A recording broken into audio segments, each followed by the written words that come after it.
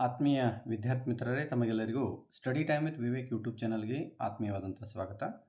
ಮತ್ತು ವಿದ್ಯಾರ್ಥಿಗಳೇ, ನಾಳೆ ನಡೆಯುವಂತಹ ವಿಜ್ಞಾನ ರಾಜ್ಯ ಮಟ್ಟದ ಪೂರ್ವ ಸಿದ್ಧತಾ ಪರೀಕ್ಷೆಗಾಗಿ 40 ಅಂಕಗಳಿಗಿಂತ ಹೆಚ್ಚು ಅಂಕಗಳನ್ನು ಗಳಿಸಲಿಕ್ಕೆ ಕೆಲವೊಂದಷ್ಟು ಅತಿ ಮುಖ್ಯವಾಗಿರತಕ್ಕಂತಹ ನಿಯಮಗಳು, ವ್ಯಾಖ್ಯೆಗಳು, ವ್ಯತ್ಯಾಸಗಳು, ಇದೇ ರೀತಿಯಾಗಿರ್ತಕ್ಕಂತಹ ಕೆಲವೊಂದಷ್ಟು ಮುಖ್ಯವಾದಂತಹ ವಿವರಣೆಗಳು, ಸೊ ಇವೆಲ್ಲವುಗಳನ್ನು ನಾನು ಈ ಒಂದು ವಿಡಿಯೋದಲ್ಲಿ ನಿಮ್ಮ ಮುಂದೆ ಪ್ರಸ್ತುತಪಡಿಸುವವನಿದ್ದೇನೆ.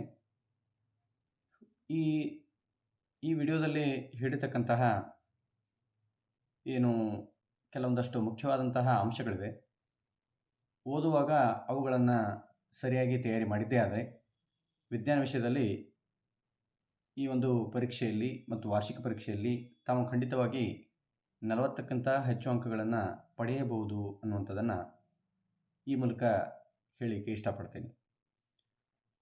ಸೊ ಮುದ್ದು ವಿದ್ಯಾರ್ಥಿಗಳೇ, ಯಾರ್ಯಾರು ನಮ್ಮ ಚಾನಲನ್ನು ಇನ್ನೂವರೆಗೆ ಸಬ್ಸ್ಕ್ರೈಬ್ ಮಾಡ್ಕೊಂಡಿಲ್ಲ, ಸಬ್ಸ್ಕ್ರೈಬ್ ಮಾಡ್ಕೊಳ್ಳಿ ಅಂತ ಹೇಳ್ತಾ ವಿಡಿಯೋನ ಆರಂಭ ಮಾಡೋಣ. ಮೊದಲನೇದಾಗಿ ಈ ಒಂದು ಮಂಡಳಿಯವರು ನೀಡಿರ್ತಕ್ಕಂತಹ ಏನು ಅತಿ ಮುಖ್ಯವಾಗಿರ್ತಕ್ಕಂಥ 10 ಚಿತ್ರಗಳಿವೆ. ಮಿದುಳಿನ ಚಿತ್ರ, ಹೃದಯದ ನೀಳಛೇದ ನೋಟದ ಚಿತ್ರ, ಸತುವಿನ ಚೂರುಗಳೊಂದಿಗೆ ಸಾರಯುಕ್ತ ಸಲ್ಫ್ಯೂರಿಕ್ ಆಮ್ಲದ ವರ್ತನೆ, ಆಮೇಲೆ ಲೋಹದ ಮೇಲೆ ಹಬೆಯ ವರ್ತನೆ, ನೆಫ್ರಾನ್ನ ರಚನೆ, ಆಮೇಲೆ ಪತ್ರರಂಧ್ರದ ಚಿತ್ರ.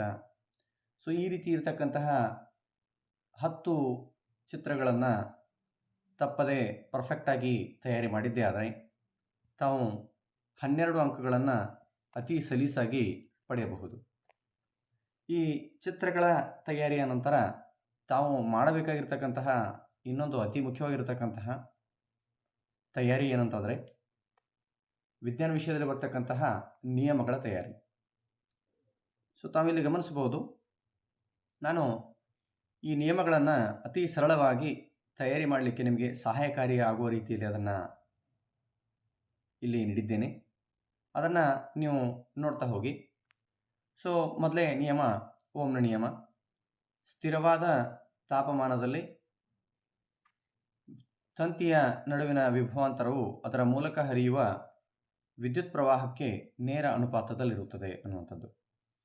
ಇನ್ನು ಜೂಲ್ನ ನಿಯಮ, ಕೆಲವು ಸಾರಿ ಏನಾಗುತ್ತೆ ಅಂತಂದರೆ 3 ರಿಂದ 4 ಹೇಳಿಕೆಗಳಿವೆ. ಅವುಗಳನ್ನು ಯಾವ ರೀತಿ ತಯಾರಿ ಮಾಡಬೇಕು ಅನ್ನೋದು ಗೊಂದಲ ವಿದ್ಯಾರ್ಥಿಗಳಲ್ಲಿರುತ್ತೆ. ಅದನ್ನು ಅತಿ ಸರಳವಾಗಿ ಯಾವ ರೀತಿ ಹೇಳ್ಬೋದು ಅನ್ನೋದನ್ನು ನಾನು ಇಲ್ಲಿ ನೀಡಿದ್ದೀನಿ. ರೋಧದಲ್ಲಿ ಉತ್ಪತ್ತಿಯಾದ ಉಷ್ಣವು ಅದರಲ್ಲಿ ಉತ್ಪತ್ತಿಯಾದ ವಿದ್ಯುತ್ ಪ್ರವಾಹದ ವರ್ಗಕ್ಕೆ, ರೋಧಕ್ಕೆ ಹಾಗೂ ವಿದ್ಯುತ್ ಪ್ರವಾಹದ ಕಾಲಕ್ಕೆ ನೇರ ಅನುಪಾತದಲ್ಲಿ ಇರುತ್ತದೆ ಅನ್ನುವಂಥದ್ದನ್ನು ನಾವಿಲ್ಲಿ ಬರೀಬಹುದು. ಅಥವಾ ಕೆಲವೊಂದು ಸಾರಿ ಏನಾಗುತ್ತೆ, ಈ ನಿಯಮ ನಮಗೆ ನೆನಪಿಗೆ ಬಾರದೇ ಇದ್ದರೆ ನೇರವಾಗಿ ನೀವು ಏನು ಮಾಡ್ಬೋದು ಅಂತಂದರೆ H=I²RT ಅಂತ ಸೂತ್ರ ಬರೆದರೂ ಸಹ ನಿಮಗೆ ಅರ್ಧ ಅಂಕ ಕೊಡುವಂತಹ ಸಾಧ್ಯತೆ ಇರುತ್ತೆ.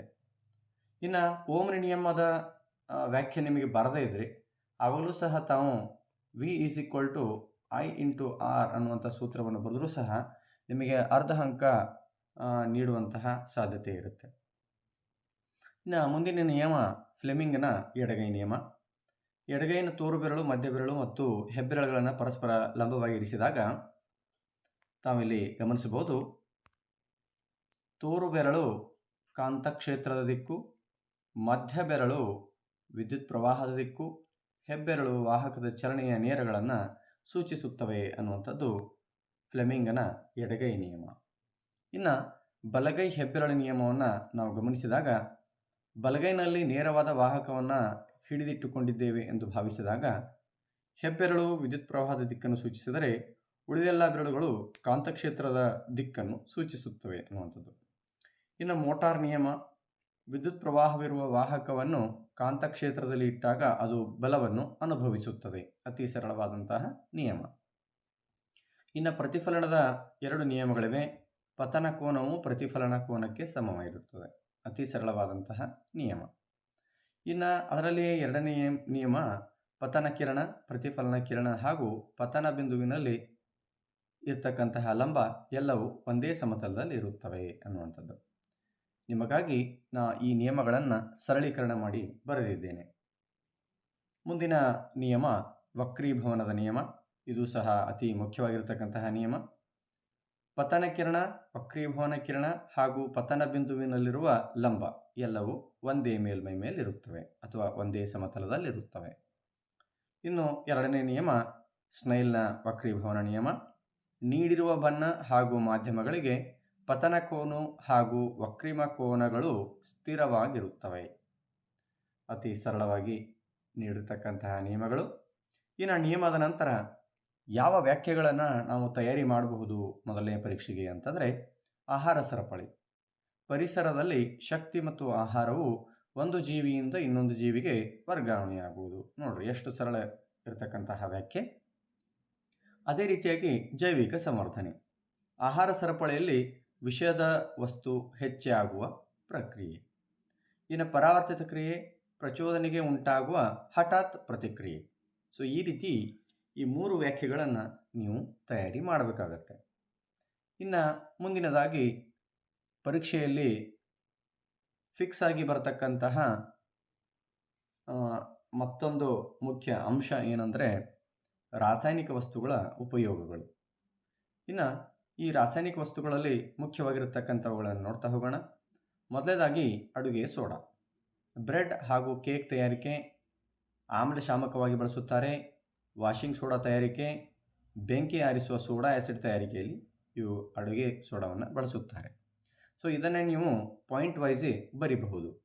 ಅಂದರೆ ಬ್ರೆಡ್ ಮತ್ತು ಕೇಕ್ ತಯಾರಿಕೆ 1ನೇ ಪಾಯಿಂಟು, ಆಮ್ಲಶಾಮಕವಾಗಿ ಬಳಸುತ್ತಾರೆ 2ನೇ ಪಾಯಿಂಟು, ವಾಷಿಂಗ್ ಸೋಡಾ ತಯಾರಿಕೆ 3ನೇ ಪಾಯಿಂಟು, ಬೆಂಕಿ ಆರಿಸುವ ಸೋಡಾ ಆ್ಯಸಿಡ್ 4ನೇ ಪಾಯಿಂಟು. ಪಾಯಿಂಟ್ ವೈಸ್ ಬರೆದ್ರೆ ಹೆಚ್ಚಿಗೆ ಹೈಲೈಟ್ ಆಗುತ್ತೆ. ಮುಂದಿನ ರಾಸಾಯನಿಕ ವಸ್ತು ವಾಷಿಂಗ್ ಸೋಡಾ. ಮೊದಲೇ ಪಾಯಿಂಟ್ ಬಟ್ಟೆ ತೊಳೆಯಲು, ಗಾಜು, ಸಾಬೂನು, ಕಾಗದ ಕಾರ್ಖಾನೆಯಲ್ಲಿ ಬಳಸುತ್ತಾರೆ ಅಥವಾ ಅದರ ತಯಾರಿಕೆಯಲ್ಲಿ ಬಳಸುತ್ತಾರೆ. ನೀರಿನ ಗಡಸುತನ ನಿವಾರಣೆಯಲ್ಲಿ ಬಳಸುತ್ತಾರೆ. ಬೋರಾಕ್ಸ್ ಉತ್ಪಾದನೆಯಲ್ಲಿ ಬಳಸುತ್ತಾರೆ. ಇನ್ನು ಪ್ಲಾಸ್ಟರ್ ಆಫ್ ಪ್ಯಾರಿಸ್ ನುಣುಪಾದ ಮೇಲ್ಮೈ ನಿರ್ಮಾಣದಲ್ಲಿ, ಆಟಿಕೆಗಳ ತಯಾರಿಕೆಯಲ್ಲಿ, ಅಲಂಕಾರಿಕ ವಸ್ತುಗಳ ತಯಾರಿಕೆಯಲ್ಲಿ, ಮುರಿದ ಮೂಳೆಗಳನ್ನು ಜೋಡಿಸಲು. ಇನ್ನೊಂದು ರಾಸಾಯನಿಕ ವಸ್ತು ಚಲುವೆ ಪುಡಿ. ಕಾರ್ಖಾನೆಯಲ್ಲಿ ಉತ್ಕರ್ಷಣಕಾರಿಯಾಗಿ, ಬಟ್ಟೆ ಕಾರ್ಖಾನೆಯಲ್ಲಿ ಹತ್ತಿಗೆ ಬಿಳುಪನ್ನು ನೀಡಲು, ಕಾಗದ ಕಾರ್ಖಾನೆಯಲ್ಲಿ ಮರದ ತಿರುಳಿಗೆ ಬಿಳುಪನ್ನು ನೀಡಲು. ಸೊ ಇಷ್ಟು ರಾಸಾಯನಿಕ ವಸ್ತುಗಳ ಉಪಯೋಗಗಳು. ಇದರ ಜೊತೆಗೆ ಅವುಗಳ ರಾಸಾಯನಿಕ ಸೂತ್ರವನ್ನು ಸಹ ಕೇಳ್ತಾರೆ. ಅದನ್ನು ಸಹ ತಾವು ತಯಾರಿ ಮಾಡಿಕೊಳ್ಬೇಕು. ಮುಂದಿನದಾಗಿ ವಿಜ್ಞಾನ ವಿಷಯದಲ್ಲಿ ಬರ್ತಕ್ಕಂತಹ ಅತಿ ಮುಖ್ಯವಾಗಿರತಕ್ಕಂಥ ಕೆಲವೊಂದಷ್ಟು ವ್ಯತ್ಯಾಸಗಳು ನೋಡ್ತಾ ಹೋಗೋಣ. ಮೊದಲನೇದಾಗಿ ಸರಣಿ ಮತ್ತು ಸಮಾಂತರ ಜೋಡಣೆಯ ವ್ಯತ್ಯಾಸ. ಈ ಸರಣಿ ಮತ್ತು ಸಮಾಂತರ ಜೋಡಣೆಯೇ ಅತಿ ಸರಳವಾಗಿರ್ತಕ್ಕಂಥ ವ್ಯತ್ಯಾಸಗಳನ್ನು ನಾನು ಇಲ್ಲಿ ನೀಡಿದ್ದೀನಿ ಸರಳೀಕರಣ ರೂಪದಲ್ಲಿ. ಸರಣಿ ಜೋಡಣೆ ವಿದ್ಯುತ್ ಪ್ರವಾಹ ವಿಭಜನೆ ಆಗುವುದಿಲ್ಲ, ಸಮಾಂತರದಲ್ಲಿ ವಿದ್ಯುತ್ ಪ್ರವಾಹ ವಿಭಜನೆ ಆಗುತ್ತದೆ. ಸರಣಿ ಜೋಡಣೆ ಒಟ್ಟು ರೋಧ ಹೆಚ್ಚು, ಸಮಾಂತರ ಜೋಡಣೆ ಒಟ್ಟು ರೋಧ ಕಡಿಮೆ. ಸರಣಿ ಜೋಡಣೆ ಒಂದು ಘಟಕ ವಿಫಲವಾದರೆ ಉಳಿದವು ಕಾರ್ಯನಿರ್ವಹಿಸುವುದಿಲ್ಲ. ಸಮಾಂತರ ಜೋಡಣೆ ಒಂದು ಘಟಕ ವಿಫಲವಾದರೆ ಉಳಿದವುಗಳು ಕಾರ್ಯನಿರ್ವಹಿಸುತ್ತವೆ. ಮುಂದಿನದಾಗಿ ಉತ್ಕರ್ಷಣೆ ಮತ್ತು ಅಪಕರ್ಷಣೆ. ಇಲ್ಲಿ ಉತ್ಕರ್ಷಣೆ ಆಕ್ಸಿಜನ್ ಪಡೆದುಕೊಳ್ಳುವ ಕ್ರಿಯೆ, ಅಪಕರ್ಷಣೆ ಆಕ್ಸಿಜನ್ ಕಳೆದುಕೊಳ್ಳುವ ಕ್ರಿಯೆ. ಉದಾಹರಣೆ C+O2 CO2. ಇಲ್ಲಿ ಅಪಕರ್ಷಣೆಗೆ ಉದಾಹರಣೆ ZnO + C gives Zn + CO. ಮುಂದಿನದಾಗಿ ಪರ್ಯಾಪ್ತ ಮತ್ತು ಅಪರ್ಯಾಪ್ತ ಹೈಡ್ರೋಕಾರ್ಬನ್ಗಳ ನಡುವಿನ ವ್ಯತ್ಯಾಸ. ಪರ್ಯಾಪ್ತ ಹೈಡ್ರೋಕಾರ್ಬನ್ಗಳು ಕಾರ್ಬನ್ಗಳ ಮಧ್ಯೆ ಏಕಬಂಧ ಇರುತ್ತದೆ. ಅಪರ್ಯಾಪ್ತ ಹೈಡ್ರೋಕಾರ್ಬನ್ಗಳಲ್ಲಿ ಕಾರ್ಬನ್ಗಳ ಮಧ್ಯೆ ದ್ವಿಬಂಧ ಅಥವಾ ತ್ರಿಬಂಧ ಇರುತ್ತೆ. ಪರ್ಯಾಪ್ತ ಹೈಡ್ರೋಕಾರ್ಬನ್ಗಳು ಕಡಿಮೆ ಕ್ರಿಯಾಶೀಲವಾಗಿರುತ್ತವೆ, ಅಪರ್ಯಾಪ್ತ ಹೈಡ್ರೋಕಾರ್ಬನ್ಗಳು ಹೆಚ್ಚು ಕ್ರಿಯಾಶೀಲವಾಗಿರುತ್ತವೆ. ಪರ್ಯಾಪ್ತ ಹೈಡ್ರೋಕಾರ್ಬನ್ಗಳ ಉದಾಹರಣೆ ಆಲ್ಕೇನ್ಗಳು, ಅಪರ್ಯಾಪ್ತ ಹೈಡ್ರೋಕಾರ್ಬನ್ಗಳ ಉದಾಹರಣೆ ಅಲ್ಕೀನ್ ಮತ್ತು ಅಲ್ಕೈನ್ಗಳು. ಇನ್ನು ಪೀಣ ಮತ್ತು ನಿಮ್ನ ದರ್ಪಣಗಳ ನಡುವಿನ ವ್ಯತ್ಯಾಸ. ಪೀಣ ದರ್ಪಣ ಬೆಳಕನ್ನು ಚದುರಿಸುತ್ತದೆ, ನಿಮ್ನ ದರ್ಪಣ ಬೆಳಕನ್ನು ಕೇಂದ್ರೀಕರಿಸುತ್ತದೆ. ಪೀಣ ದರ್ಪಣ ಪ್ರತಿಬಿಂಬ ನೇರ ಹಾಗೂ ಮಿಥ್ಯವಾಗಿರುತ್ತದೆ.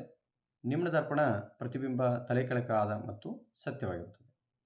ಪೀಣ ದರ್ಪಣ ಹಿಂದೆ ಬರ್ತಕ್ಕಂಥ ವಾಹನಗಳನ್ನು ನೋಡಲಿಕ್ಕೆ ಸಹಾಯಕಾರಿಯಾದರೆ ನಿಮ್ನದರ್ಪಣ ವಾಹನಗಳ ಮುಂದಿನ ದೀಪಗಳಲ್ಲಿ ಇದನ್ನು ಬಳಸುತ್ತಾರೆ. ಸೊ ಇಷ್ಟು ವ್ಯತ್ಯಾಸಗಳನ್ನು ತಾವು ಈ ಒಂದು ಪರೀಕ್ಷೆಗೆ ತಯಾರಿ ಮಾಡಿಕೊಳ್ಳಬಹುದು.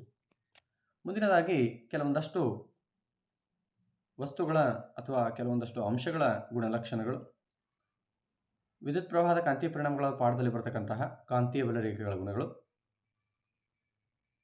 ಇವು ಒಂದನ್ನೊಂದು ಛೇದಿಸುವುದಿಲ್ಲ, ಉತ್ತರದಲ್ಲಿ ಆರಂಭವಾಗಿ ದಕ್ಷಿಣದಲ್ಲಿ ಮುಕ್ತಾಯವಾಗುತ್ತವೆ, ಆವೃತ್ತ ಜಾಲಗಳಾಗಿವೆ, ಧ್ರುವಗಳಲ್ಲಿ ಹೆಚ್ಚು ಪ್ರಬಲವಾಗಿವೆ. ನಿಮಗಾಗಿ ಅತಿ ಸರಳವಾಗಿ ಮಾಡಿರ್ತಕ್ಕಂತಹ ಪಾಯಿಂಟ್ಗಳು. ಮುಂದಿನದಾಗಿ ರೋಧವು ಅವಲಂಬಿಸಿರುವ ಅಂಶಗಳು: ವಾಹಕದ ಉದ್ದ, ಅಡ್ಡ ಕೊಯ್ತ, ಪ್ರಾಕೃತಿಕ ಗುಣ, ತಾಪ. ಇನ್ನು ಪ್ರಾಣಿಗಳು ಹೇಗೆ ಸಂತಾನೋತ್ಪತ್ತಿ ಮಾಡುತ್ತವೆ ಅನ್ನೋ ಪಾಠದಿಂದ ಬರತಕ್ಕಂಥ ಒಂದು ಅಂಶ. ಗರ್ಭ ನಿರೋಧಕ ವಿಧಾನಗಳು: ಶಿಶ್ನದ ಮೇಲೆ ಕೊಂಡಮ್ ಧರಿಸುವುದು, ಮಾತ್ರೆಗಳನ್ನು ತೆಗೆದುಕೊಳ್ಳುವುದು, ಗರ್ಭ ನಿರೋಧಕ ಸಾಧನಗಳಾದ ವಂಕಿ ಬಳಸುವುದು, ಶಸ್ತ್ರಕ್ರಿಯಾ ವಿಧಾನವನ್ನು ಬಳಸುವುದು. ಇನ್ನು ನಂತರ ಬರ್ತಕ್ಕಂಥದ್ದು ಏನಪ್ಪ ಅಂದರೆ ಸ್ವಲ್ಪ ಹೆಚ್ಚಿನ ಅಂಕಗಳಿಕೆಗೆ 2 ಅಥವಾ 3 ಅಂಕಗಳ ತಯಾರಿಗೆ ವಿವರಣೆ ಆಧಾರಿತ ಪ್ರಶ್ನೆಗಳು. ಮಾನವನಲ್ಲಿ ಲಿಂಗ ನಿರ್ಧರಣೆ. ಪುರುಷರಲ್ಲಿ XY ಲಿಂಗ ವರ್ಣತಂತುಗಳಲ್ಲಿ ಒಂದು X ವರ್ಣತಂತು ಹಾಗೂ ಒಂದು Y ವರ್ಣತಂತುಗಳಿರ್ತವೆ. ಸ್ತ್ರೀ ಲಿಂಗ ವರ್ಣತಂತುಗಳಲ್ಲಿ 2 ವರ್ಣತಂತುಗಳು XX ಆಗಿರುತ್ತವೆ. ಸ್ತ್ರೀಯಿಂದ ಬರತಕ್ಕಂಥ X ಅಂಡಾಣು ಪುರುಷನಿಂದ ಬರತಕ್ಕಂಥ X ವೀರ್ಯಾಣುವಿನೊಂದಿಗೆ ಬೆಸೆದುಕೊಂಡರೆ ಹೆಣ್ಣು ಮಗುವಿನ ಜನನವಾಗುತ್ತದೆ. ಸ್ತ್ರೀಯಿಂದ ಬರತಕ್ಕಂತಹ X ಅಂಡಾಣುವಿನೊಂದಿಗೆ ಪುರುಷನಿಂದ ಬರತಕ್ಕಂಥ Y ವರ್ಣತಂತು ಇದರೊಂದಿಗೆ ಬೆಸೆದುಕೊಂಡರೆ ಗಂಡು ಮಗುವಿನ ಜನನವಾಗುತ್ತದೆ. ಆದ್ದರಿಂದ ಮನುಷ್ಯರಲ್ಲಿ ಲಿಂಗ ನಿರ್ಧರಣೆಯು ಪುರುಷನಿಂದ ನಿರ್ಧರಿತವಾಗುತ್ತದೆ.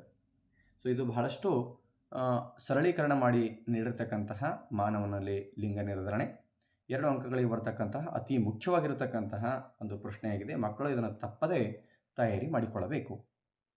ಇನ್ನು ಮುಂದಿನದಾಗಿ ಏಕತಳೀಕರಣ. ಭಿನ್ನವಾದ ಗುಣಗಳನ್ನು ತೋರಿಸುವ ಪೋಷಕ ಜೀವಿಗಳನ್ನು ಸಂಕರಿಸುವ ವಿಧಾನ. ಇದನ್ನು ಈ ರೀತಿ ಬರೀಬಹುದು: ಪೋಷಕ ಸಸ್ಯಗಳು ಎತ್ತರ ಸಸ್ಯ ಮತ್ತು ಗಿಡ್ಡ ಸಸ್ಯಗಳು. ಅವುಗಳ ವರ್ಣತಂತುಗಳು T, ಸ್ಮಾಲ್ ಟಿ. ಇವುಗಳು ಲಿಂಗಾಣುಗಳಾದಾಗ ಒಂದು T, ಒಂದು ಸ್ಮಾಲ್ ಟಿ. F1 ತಳಿ ಪೀಳಿಗೆಯಲ್ಲಿ T, ಸ್ಮಾಲ್ ಟಿ ಅಂತಕ್ಕಂತಹ ಒಂದು ಕಾಂಬಿನೇಷನ್ ಬರುತ್ತೆ.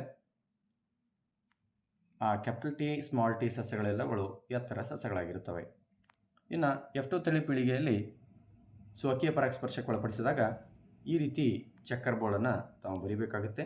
ಬರೆದು ವ್ಯಕ್ತರೂಪ ಅನುಪಾತ 3:1, ಜೀನ್ ನಮೂನೆ ಅನುಪಾತ 1:2:1. ಮುಂದಿನದಾಗಿ ಸಸ್ಯ ಹಾರ್ಮೋನ್ಗಳು ಮತ್ತು ಅವುಗಳ ಕಾರ್ಯಗಳು ಬಹಳಷ್ಟು ಮುಖ್ಯವಾಗಿರ್ತಕ್ಕಂಥವುಗಳು.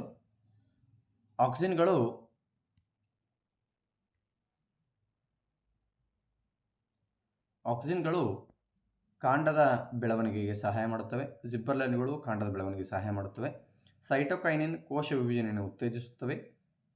ಅಬ್ಸೆಸಿಕ್ ಆಮ್ಲ ಸಸ್ಯದ ಬೆಳವಣಿಗೆಯನ್ನು ಪ್ರತಿಪಾದಿಸತಕ್ಕಂತಹ ಅಥವಾ ಎಲೆಗಳ ಬಾಡುವಿಕೆಗೆ ಇದು ಕಾರಣವಾಗುತ್ತದೆ.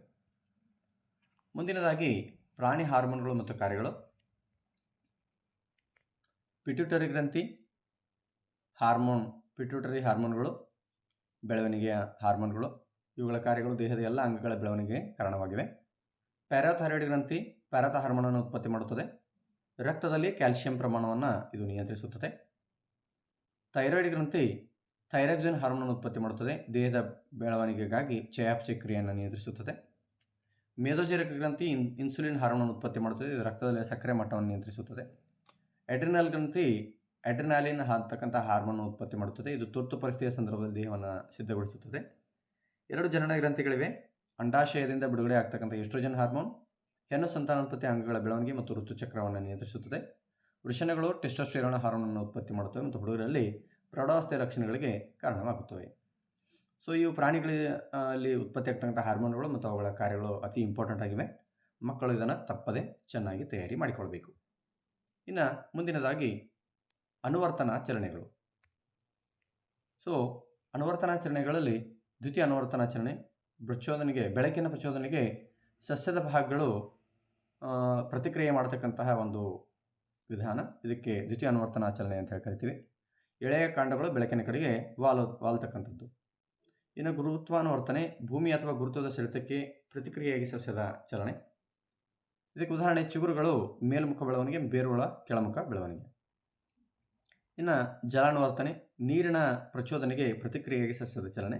ಅಂದರೆ ನೀರಿನ ಕಡೆಗೆ ಅಥವಾ ನೀರಿನ ವಿರುದ್ಧ ದಿಕ್ಕಿನಲ್ಲಿ ಸಸ್ಯದ ಭಾಗಗಳ ಬೆಳವಣಿಗೆ, ನೀರಿನ ಕಡೆಗೆ ಬೇರುಗಳ ಚಲನೆ ಮತ್ತು ಕಾಂಡ ಅದರ ವಿರುದ್ಧ ದಿಕ್ಕಿನಲ್ಲಿ ಚಲನೆ ಮಾಡ್ತಕ್ಕಂಥದ್ದು. ರಾಸಾಯನಿಕಾನುವರ್ತನೆ ರಾಸಾಯನಿಕ ವಸ್ತುಗಳ ಕಡೆಗೆ ಅಥವಾ ಅವುಗಳ ವಿರುದ್ಧವಾಗಿ ಚಲನೆ ಮಾಡ್ತಕ್ಕಂಥ ಸಸ್ಯದ ಚಲನೆಯನ್ನು ನಾವು ರಾಸಾಯನಿಕಾನುವರ್ತನೆ ಅಂತ ಹೇಳ್ತೀವಿ. ಅಂಡಾಣುವಿನ ಕಡೆಗೆ ಪರಾಗರೇಣುವಿನ ಚಲನೆ. ಇನ್ನು ಮುಂದಿನದಾಗಿ ಬರುತ್ತೆ ಜರಾಯು. ಪರೀಕ್ಷೆಯಲ್ಲಿ ಕೇಳತಕ್ಕಂಥ ಅತಿ ಮುಖ್ಯವಾಗಿರತಕ್ಕಂಥ ಪ್ರಶ್ನೆ ಏನಂತಂದರೆ ಜರಾಯುವಿನ ಕಾರ್ಯ ಏನು ಅನ್ನುವಂಥದ್ದು. ಜರಾಯು ಅಂತಕ್ಕಂಥದ್ದು ಒಂದು ತಟ್ಟೆ ಆಕಾರದ ರಚನೆಯಾಗಿದ್ದು ಇದು ಗರ್ಭಕೋಶದಲ್ಲಿರ್ತಕ್ಕಂಥದ್ದು.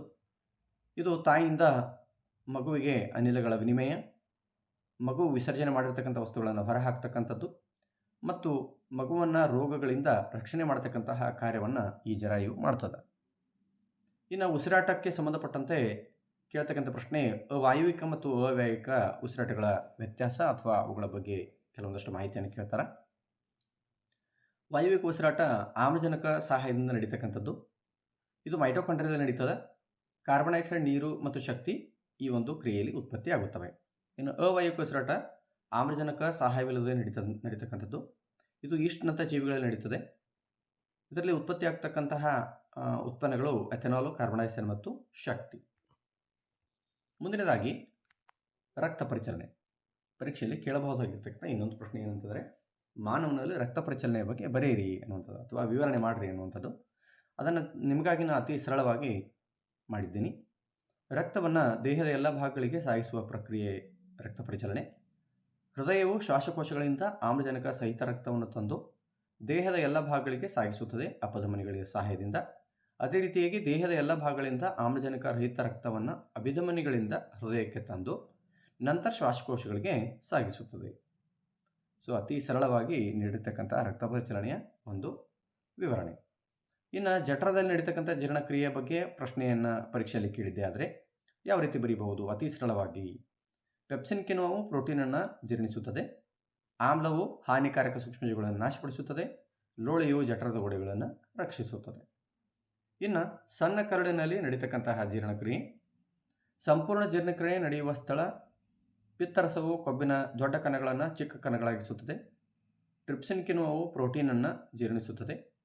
ಲೈಪೇಸ್ ಕಿಣ್ವವು ಕೊಬ್ಬನ್ನು ಸರಳವಾಗಿ ಪರಿವರ್ತಿಸುತ್ತದೆ. ಈ ರೀತಿಯಾಗಿ ಸಣ್ಣ ಕರಳಿನಲ್ಲಿ ನಡೀತಕ್ಕಂಥ ಜೀರ್ಣಕ್ರಿಯೆಯ ಬಗ್ಗೆಯೂ ಸಹ ಭಾಳ ಸಾರಿ ಕೇಳ್ತಾರೆ. ಕೇಳಿದಾಗ ಅತಿ ಸಿಂಪಲ್ ಆಗಿ ಬರೀಬಹುದು ಯಾವ ರೀತಿ ಅನ್ನುವಂಥದ್ದನ್ನು ನಾನು ನಿಮಗೆ ಇಲ್ಲಿ ತೋರಿಸಿದ್ದೀನಿ. ಇನ್ನು ಮುಂದಿನದಾಗಿ ಮಾನವನ ಗಂಡು ಸಂತಾನೋತ್ಪತ್ತಿ ಭಾಗಗಳು ಮತ್ತು ಅವುಗಳ ಕಾರ್ಯಗಳು. ಪರೀಕ್ಷೆಯಲ್ಲಿ ಬಹಳ ಸಾರಿ ಕೇಳಿರ್ತಕ್ಕಂಥ ಪ್ರಶ್ನೆ ಇದಾಗಿದೆ. ಇಲ್ಲಿ ತಾವು ಗಮನಿಸಬಹುದು ಗಂಡು ಸಂತಾನೋತ್ಪತ್ತಿಯ ಭಾಗಗಳು. ವೃಷಣ, ಇದರ ಕಾರ್ಯ ಟೆಸ್ಟೋಸ್ಟಿರಾನ್ ಹಾರ್ಮೋನ್ನ ಸ್ರವಿಕೆ ಮತ್ತು ವೀರ್ಯಾಣುಗಳ ಉತ್ಪಾದನೆ. ವೃಷಣ ಚೀಲ, ಇದು ವೃಷಣಗಳನ್ನು ರಕ್ಷಣೆ ಮಾಡತಕ್ಕಂತಹ ಚರ್ಮ. ಇನ್ನು ವೀರ್ಯನಾಳ, ವೀರ್ಯಾಣುಗಳನ್ನು ಮೂತ್ರ ವಿಸರ್ಜನೆ ನಾಳಕ್ಕೆ ಸಾಗಿಸುತ್ತದೆ. ಪ್ರೋಸ್ಟೇಟ್ ಗ್ರಂಥಿ, ವೀರ್ಯಾಣುಗಳ ಸಾಗಾಣಿಕೆ ಮತ್ತು ಪೋಷಣೆಯನ್ನು ಇದು ಮಾಡ್ತದೆ. ಶಿಶ್ನ ಏನು ಮಾಡ್ತದೆ ಅಂದ್ರೆ ಗಂಡು ಪ್ರಜನನಾಂಗವಾಗಿದ್ದು ವೀರ್ಯಾಣುಗಳನ್ನು ಯೋನಿಯೊಳಗೆ ಸಾಗಿಸುವ ಸ್ನಾಯಿಕ ಅಂಗ ಇದಾಗಿದೆ. ಇನ್ನು ಹೆಣ್ಣು ಸಂತಾನೋತ್ಪತ್ತಿ ಭಾಗಗಳು ಮತ್ತು ಅವುಗಳ ಕಾರ್ಯಗಳು. ಅಂಡಾಶಯ, ಈಸ್ಟ್ರೋಜನ್ ಹಾರ್ಮೋನ್ ಸ್ರವಿಕೆ ಮತ್ತು ಅಂಡಾಣುಗಳ ಉತ್ಪತ್ತಿ. ಅಂಡನಾಳ ಅಂಡಾಣುಗಳನ್ನು ಗರ್ಭಕೋಶದ ಕಡೆಗೆ ಸಾಗಿಸುತ್ತದೆ. ಗರ್ಭಕೋಶ ಭ್ರೂಣಾಂಕರವು ಬೆಳವಣಿಗೆ ಹೊಂದಿ ಭ್ರೂಣವಾಗಿ ಬೆಳೆಯುವ ಭಾಗ ಇದಾಗಿದೆ. ಗರ್ಭಕೋಶದ ಕಂಠ, ಯೋನಿಯನ್ನು ಗರ್ಭಕೋಶಕ್ಕೆ ಸಂಪರ್ಕಿಸತಕ್ಕಂಥ ಭಾಗ. ಯೋನಿ ಹೆಣ್ಣು ಪ್ರಜನನಾಂಗವಾಗಿದ್ದು ಶಿಶ್ನದಿಂದ ವೀರ್ಯಾಣುಗಳನ್ನು ಸ್ವೀಕರಿಸತಕ್ಕಂಥ ಭಾಗವಾಗಿದೆ. ಇನ್ನು ಕೊನೆಯದು ವೃಷಣಗಳು ದೇಹದ ಹೊರಗೆ ಇರಲು ಕಾರಣ ಏನು ಅನ್ನುವಂಥದ್ದು. ವೀರ್ಯಾಣುಗಳ ಉತ್ಪಾದನೆಗೆ ದೇಹದ ಉಷ್ಣತೆಗಿಂತ ಕಡಿಮೆ ಉಷ್ಣತೆಯ ಅವಶ್ಯಕತೆ ಇದೆ. ಆದ್ದರಿಂದ ವೃಷಣಗಳು ದೇಹದ ಹೊರಗೆ ಕಿಬ್ಬೊಟ್ಟೆಯ ಹೊರಗಡೆ ಇರುತ್ತವೆ ಅನ್ನತಕ್ಕಂಥದ್ದು. ಸೊ ಮುದ್ದು ವಿದ್ಯಾರ್ಥಿಗಳೇ, ಇಲ್ಲಿಯವರೆಗೆ ನಾನು ವಿಜ್ಞಾನ ವಿಷಯಕ್ಕೆ ಸಂಬಂಧಿಸಿದಂತೆ 40ಕ್ಕಿಂತ ಹೆಚ್ಚು ಅಂಕಗಳನ್ನು ಅತಿ ಕಡಿಮೆ ವಿಷಯವನ್ನು ತಯಾರಿ ಮಾಡಿಕೊಂಡು 40ಕ್ಕಿಂತ ಹೆಚ್ಚು ಅಂಕಗಳನ್ನು ಯಾವ ರೀತಿ ಪಡೆಯಬಹುದು ಅನ್ನೋದನ್ನು ಈ ಒಂದು ವಿಡಿಯೋದಲ್ಲಿ